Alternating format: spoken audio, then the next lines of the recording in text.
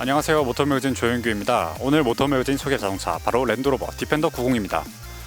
많은 분들이 좀 기대하신 모델로 알고 있습니다. 왜냐하면은 랜드로버 디펜더 120 모델도 참 인기를 많이 끌었고 관심을 많이 받았던 자동차인데 90 모델은 거기서 문짝이 2개가 없어져서 문짝이 단 2개밖에 없는 이런 좀 개성이 있는 자동차이기 때문이죠.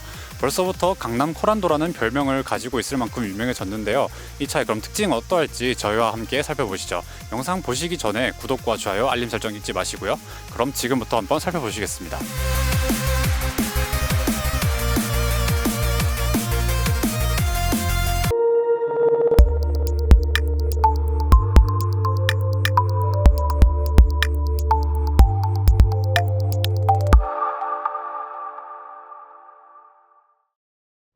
시승차 스펙입니다.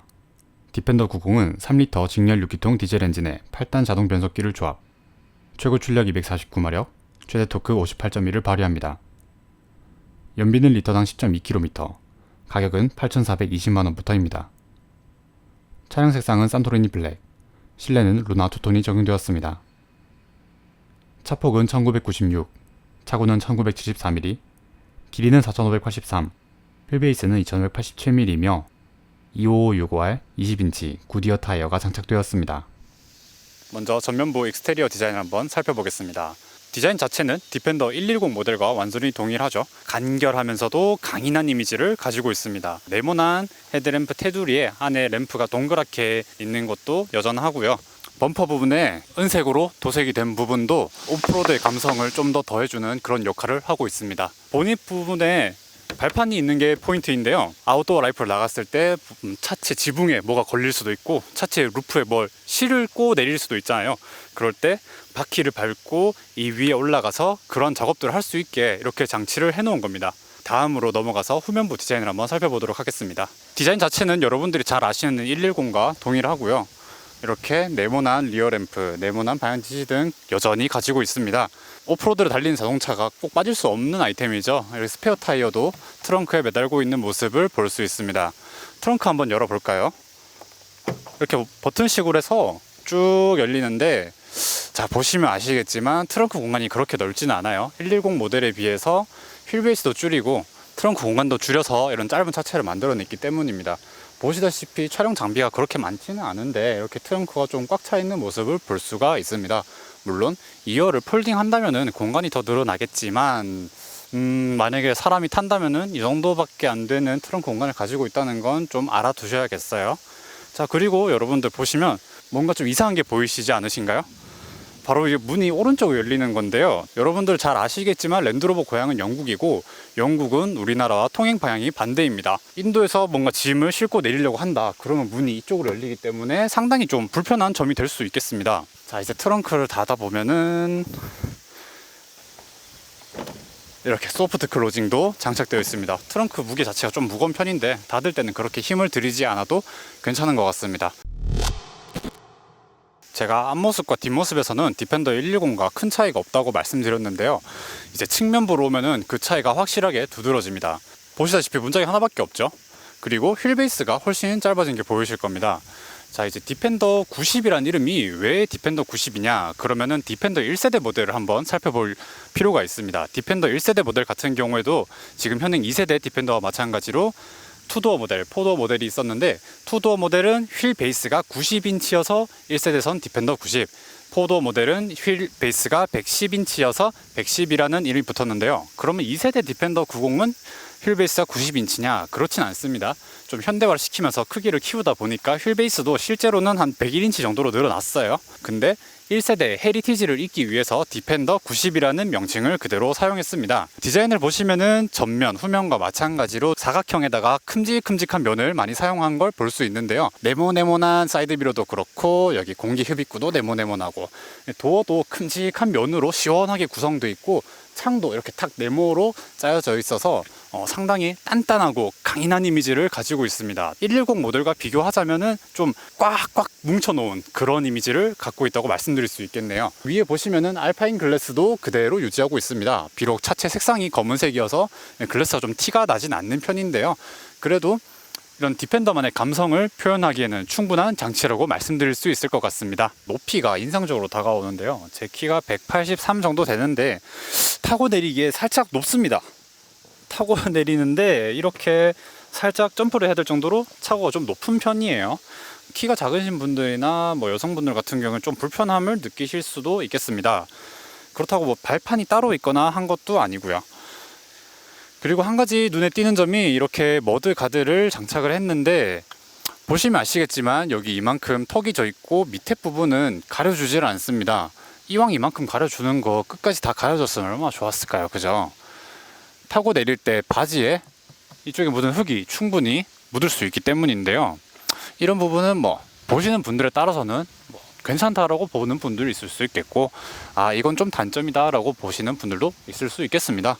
그래도 이만큼은 가려진다라는 거 알고 계셨으면 좋겠고요. 디펜더 110 같은 경우에는 서스펜션이 에어 서스펜션이기 때문에 사람이 타고 내릴 때 높이 조정이 가능합니다. 그래서 아까 제가 보여드린 대로 타고 내릴 때 점프를 좀 안 해도 되는 그 정도로 차체가 좀 낮아지고 뭐 오프로드 만났을 때 높아지고 하는데, 이 차 같은 경우에는 일반적인 서스펜션이기 때문에 차고 조절 기능은 따로 없고요. 인테리어 디자인을 한번 보시겠습니다. 제가 느낀 인테리어 디자인의 특징은 날 것 그대로를 드러낸 디자인입니다. 우리가 보통 자동차에서 이렇게 나사를 그대로 드러내지는 않죠. 이런 부분은 항상 숨기기에 바쁜 그런 부분이었는데, 디펜더는 자신있게 이런 부분을 밖으로 드러내놓습니다. 요즘 유행하는 카페들 있잖아요. 흔히 말하는 갬성 카페라고 하는 그런 곳에 가면은 뭐 벽돌이 그대로 노출되어 있다든가 뭐 H빔이 그대로 노출되어 있다든가 하는 것처럼 그 느낌이 정말 고급스럽습니다. 다음으로 눈에 띄는 특징은 실내에 이런 마그네슘 빔입니다. 대시보드 디자인에서도 디펜더의 개성을 강하게 드러내고 있는데요. 이 마그네슘 빔이 지나가는데 이 빔을 통해서 이렇게 손잡이의 역할을 하고, 이 손잡이의 역할은 운전석에도 있고 조수석에도 있습니다. 그리고 우리가 일반적으로 대시보드라고 하면은 여기가 이렇게 동그랗게 막혀 있는 걸 생각하는데, 디펜더는 과감하게 이 부분을 뚫어놨습니다. 그리고 수납 공간으로 모두 활용할 수 있게 했죠. 물건을 그냥 올려놨을 때 차가 움직여도 쉽게 미끄러지지 않도록 만들어져 있습니다. 수납 공간도 굉장히 크고 많습니다. 먼저 눈에 띄는 거는 이 센터 콘솔 아래에 있는 이 거대한 크기의 수납 공간이고요. 그 다음으로 이 컵홀더를 볼 수 있는데, 컵홀더도 굉장히 센스 있게 만들어 놓은 게, 제가 아까 대시보드를 설명한 것처럼 이 컵홀더 안쪽에도 미끄럼 방지에 그런 고무 재질이 들어가 있습니다. 덕분에 이런 음료수를 꽂아 놨을 때 뭐 흔들린다거나 이게 뭐 덜컹거려서 소리가 난다거나 할 걱정이 전혀 없죠. 이쪽에는 스마트폰 무선 충전기도 있고요. 여기 콘솔을 열어보면은 냉장고가 있습니다. 이렇게 더운 날 이렇게 시원한 물 넣어놨다가 이렇게 차갑게 해놓고 마실 수 있는 건 오프로드를 다닐 때 정말 좋은 기능이죠. 인포테인먼트 시스템입니다. 디펜더는 LG와 손을 잡고 만든 PB 프로 인포테인먼트 시스템이 들어가 있습니다. 한눈에 보시기에도 아시겠지만 이런 아이콘들의 디자인이 굉장히 간결하고 시인성 좋게 디자인된 건 정말 칭찬할 점이라고 생각합니다. 내비게이션을 들어가 보면 우리나라에서 선호도가 높은 T맵 내비게이션이 들어가 있고요. 이렇게 홈으로 다시 나와서 어플리케이션을 하면 동작이 굉장히 빠릿빠릿한 거 혹시 보이시나요? 사용하는 저도 그냥 태블릿 PC를 만지고 있다는 느낌이 들 정도로 답답함이 느껴지지 않고 빠릿빠릿하게 움직이는 게 정말 장점이라고 생각합니다. 조금 더 자세히 보시면은 제가 하나 더 칭찬할 점이 있는데, 바로 폰트입니다. 이게 영국 차들의 특징이라고도 말씀드릴 수 있겠는데요. 뭐 제규어도 마찬가지고 이런 폰트 하나도 세심하게 만들었다는 점에서 굉장히 높은 점수를 주고 싶습니다. 카메라 기능을 보시면 좀 재밌는 부분들이 있어요. 차체 주변에 이렇게 보여주는 건 이미 뭐 여러분들 많이 보셔서 아시겠지만, 하나 재밌는 거 보여드리면, 제가 브레이크를 밟았을 때 이렇게 디자인에서도 브레이크 등이 들어오고, 브레이크를 떼면 마찬가지고, 방향지 시등을 넣으면 얘가 깜빡이는 것도 볼 수 있습니다. 헤드라이트는 어떨까요? 헤드램프는 여기 누르면 헤드램프를 켜면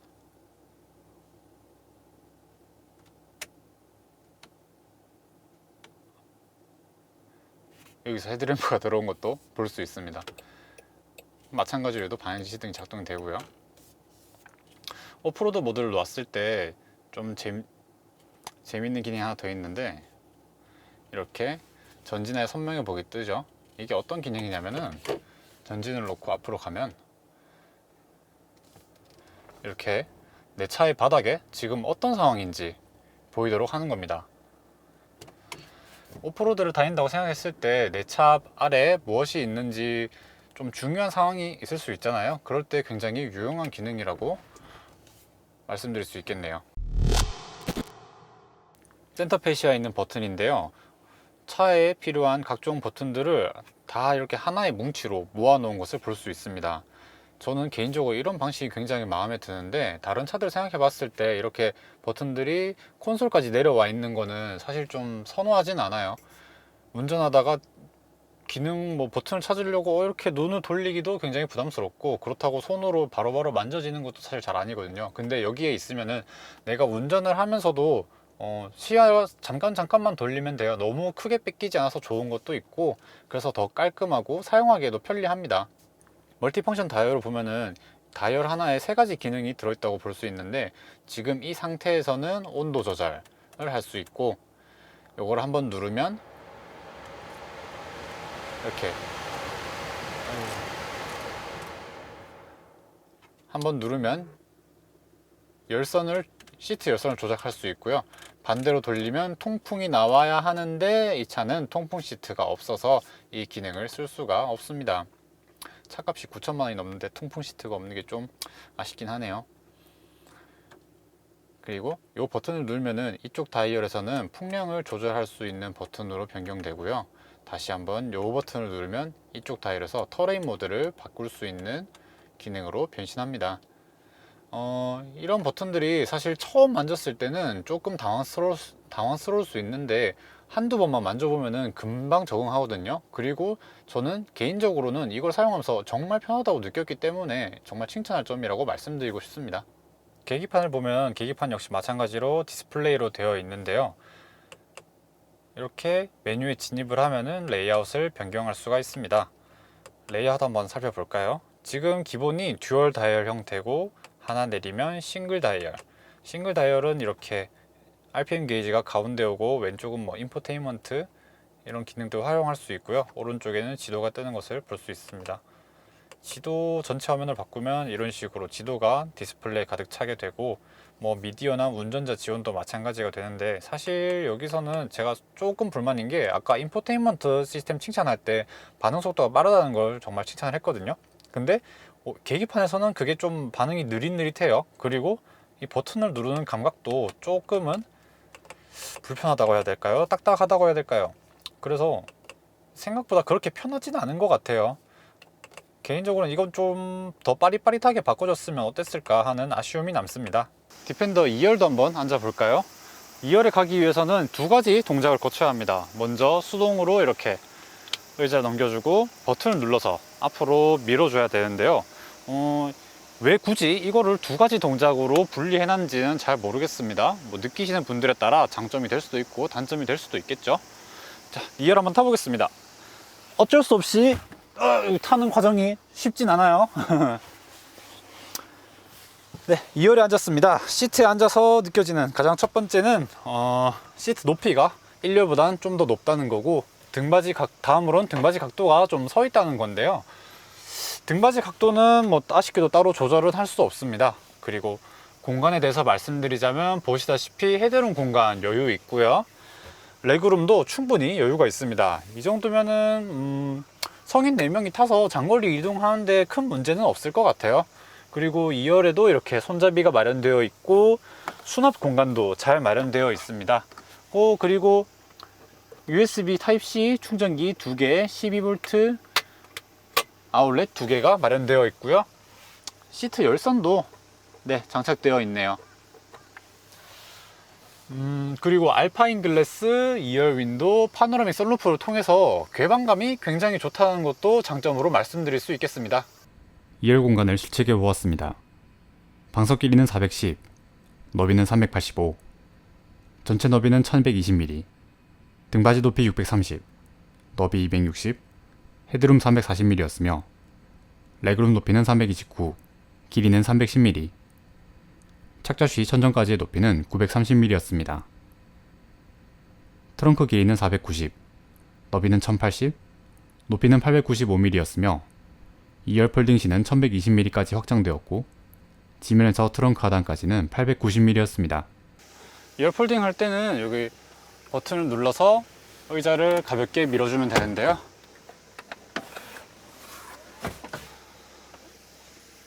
근데 여기서 문제가 발생합니다.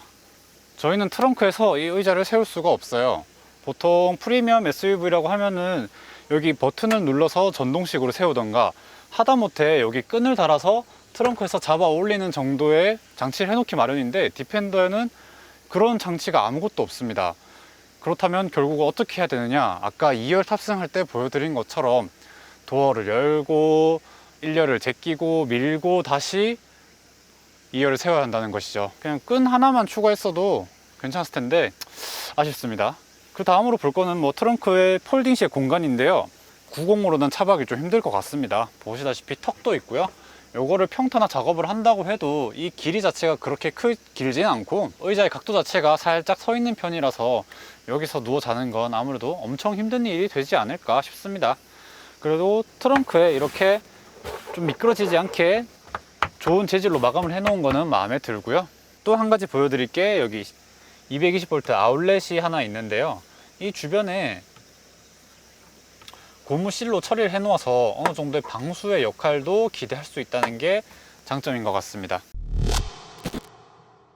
자, 이제 디펜더 타고, 디펜더가 가장 매력적인 도로라고 할 수 있죠. 오프로드에 진입을 했습니다. 물론 이 정도 지금 가고 있는 이 정도 도로는 일반적인 그냥 세단도 그냥 갈 수 있을 만한 도로긴 한데요. 그래도 디펜더는 지금 이런 길을 굉장히 그냥 부드럽게 가고 있다는 느낌이 들어요. 이런 느낌을 받는 데는 첫 번째로 좀 엔진의 역할이 좀 큰 것 같습니다. 디펜더 90의 엔진은 직렬 6기통 디젤 엔진이 들어가 있는데, 직렬 6기통 엔진의 특성상 회전 질감이 굉장히 부드럽고 소음도 굉장히 잘 억제되어 있어요.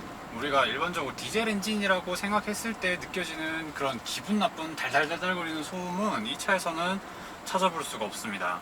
출력도 확실히 좀 넉넉하기 때문에 이런 오르막에서 엑셀 페달을 그렇게 꾹 밟지 않아도 그냥 가뿐하게 오르막을 잘 치고 올라가는 모습이에요. 보시는 분들 따라서는 겨우 이 정도 오프로드를 타면서 디펜더를 타냐라고 말하시는 분들이 가끔 계시더라고요. 바위를 막 건너고 계곡을 건너고 이런 분들이 많을까요? 좀 아웃도어 라이프를 즐기시는 분들이 다니는 오프로드라고 해도 지금 그냥 이 정도 도로일 것 같아요. 이거보다 좀 더 험난한 길이라도 그냥 아무렇지 않게 다닐 겁니다. 이 차는 그러려고 만들어진 차고요.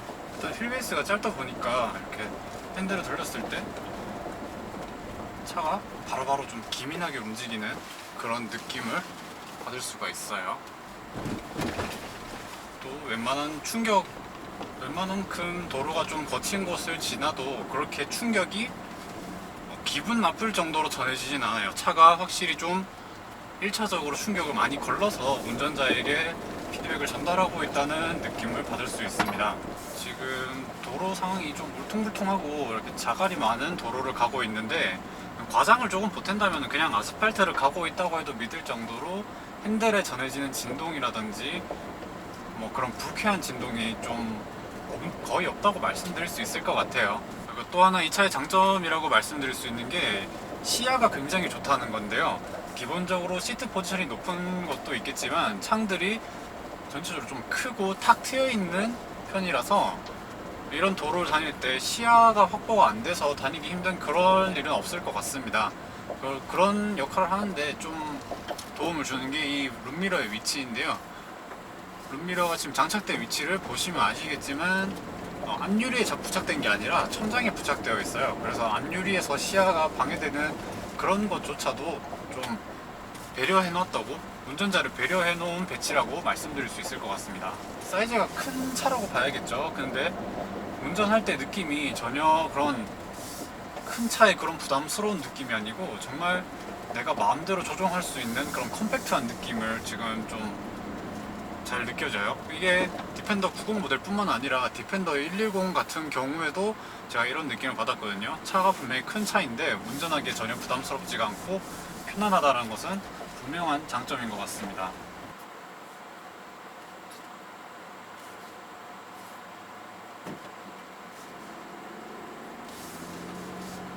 지금 인포테인먼트 시스템에 이런 오프로드에 대한 정보를 알려주는 메뉴에 들어갔고요.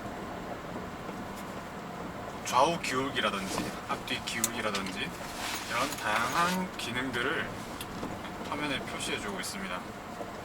이게 도강을 할 때 지금 수심이 얼마인지 이 차가 갈 수 있는지 없는지도 모두 디스플레이로 볼 수 있거든요. 이렇게 오프로드에서 속도를 조금만 높이면서 코너로 돌아도 갑자기 이러면 안 됩니다 이러면서 자세 제어 장치가 바로바로 개입을 해서 운전 스킬이 부족한 운전자도 그냥 디펜더가 알아서 조정을 해주는 느낌이에요. 자, 이쯤에서 내리막에서 이제 속도를 차가 스스로 제어하는 기능을 한번 켜보고 달리도록 하겠습니다.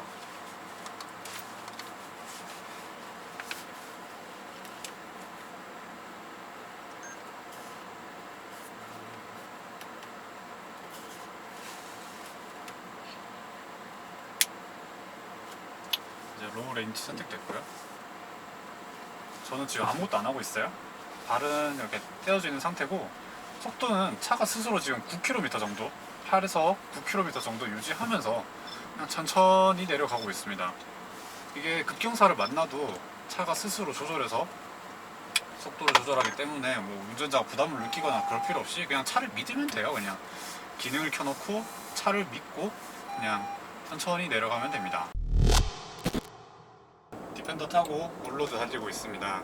지금까지 느껴본 바로는 정말 조용하다는 걸 첫 번째 장점으로 꼽고 싶어요. 일단 엔진음부터가 유입이 거의 안 되는 모습이고요. 이게 지금 6기통 디젤 엔진인데 소리가 낮은 RPM에서 굉장히 조용합니다. 그리고 지금 이 차의 타이어가 구디어의 랭글러 울트라인 타이어를 장착하고 있는데요. 보통 이런 타이어를 끼면은 타이어 구르는 소리가 실내로 좀 많이 유입이 되기 마련인데 이 차는 그런 소리마저 굉장히 잘 억제하고 있다는 느낌을 받고 있어요. 풍절음도 뭐 낮은 속도에서는 당연히 안 나겠고요. 이 차 풍절음이 한 120km, 110km, 120km 이 정도 속도에서는 풍절음이 제법 나는 편인데 그거는 이렇게 각진 디자인에서 오는 어쩔 수 없는 부분이라고 생각합니다. 지금 정차했을 때 혹시 뭐 엔진음 들리시나요? 저는 이게 거의 휘발유 차라고 해도 믿을 만큼 엔진음이 들리지 않아서 참 놀랍습니다. 어떻게 보면은 이제 마지막 내연기관이라고 볼 수 있겠죠. 더 이상 내연기관 새로 개발하거나 그러진 않고 이제 지금 개발된 엔진 바탕으로 조금씩 개량을 해나가서 이제 오는 뭐 2025년 그때 유로 7이 발동되면서 뭐 많은 제조사들이 전기차를 내연기관을 개발하지 않고 전기차를 만들 것으로 생각합니다. 그렇기 때문에 지금 우리가 운전하고 있는 이 파워트레인이 거의 뭐 인류의 마지막 내연기관이라고 봐도 거의 무방할 것 같아요. 그래서인지 거의 뭐 완성도가 아주 그게 다 했다고 볼 수 있습니다. 변속기의 반응은 조금 느긋한 편이에요. 아무래도 이 차의 성격상 막 속도를 내면서 달리고 그런 차가 아니다 보니까 변속기가 굳이 막 재빠르게 일을 할 필요까지는 없고 어차피 오프로드에 가서는 그런 변속 속도가 더더욱 필요 없기 때문에 이런 세팅을 한 것으로 보여집니다. 좀 느긋한 편이긴 한데 또 그렇다고 막 답답하거나 그러진 않아요. 변속기도 제 할 일을 열심히 하고 있고요. 가속할 때 소리 한번 들어볼까요?